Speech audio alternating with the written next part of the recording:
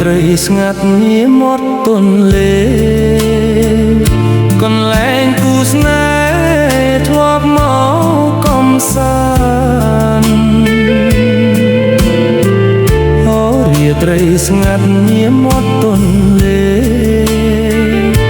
កន្លែងគូស្នេហ៍ធ្លាប់មកកំសាន្តអង្គុយរៀបរាប់រឿងស្នេហ៍ប្រាក្រោមដួងព្រះច័ន្ទ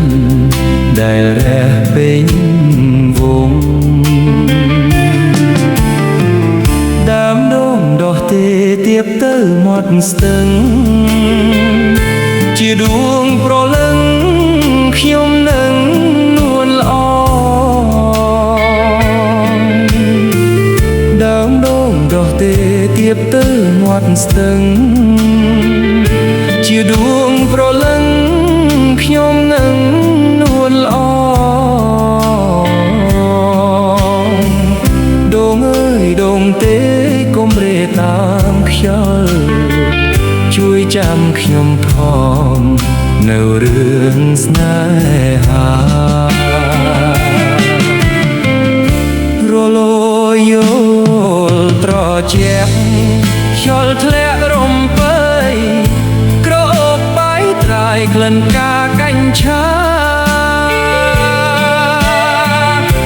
ក្លិនកាចំបៃក្លិនស្រីជីវ៉ាជីវិតស្នេហាប្រាថ្នាគ្រប់ជាតិ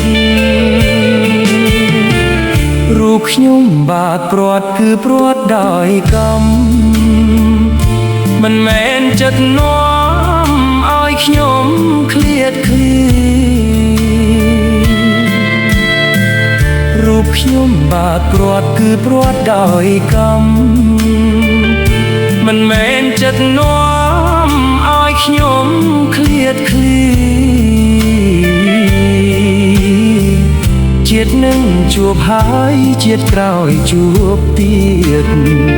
សូមជួបគ្រប់ជាតិកុំឃ្លាតសោះឡើយ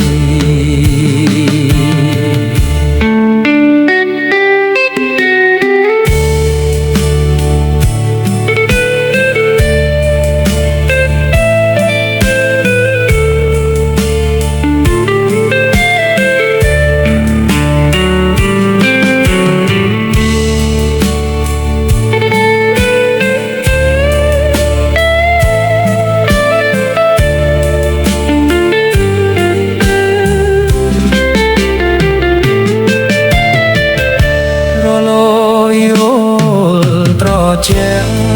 ខ្យល់ធ្លាក់រំពើក្រអូបបាយត្រាយក្លិនកាកាញ់ឆាក្លិនកាចំបៃក្លិនស្រីជីវ៉ាជីវិតស្នេហាប្រាថ្នាគ្រប់ជាតិរូបខ្ញុំបាក់ព្រាត់គឺព្រាត់ដោយកម្មមិនមែនចិត្តនាំឲ្យខ្ញុំឃ្លាតឃ្លារូបខ្ញុំបាក់ព្រាត់គឺព្រាត់ដោយកម្មមិនមែនចិត្តនាំឲ្យខ្ញុំឃ្លាតឃ្លាជាតិនឹងជួបហើយជាតិក្រោយជួបទៀតសូមជួបគ្រប់ជាតិកុំឃ្លាតសោះឡើយ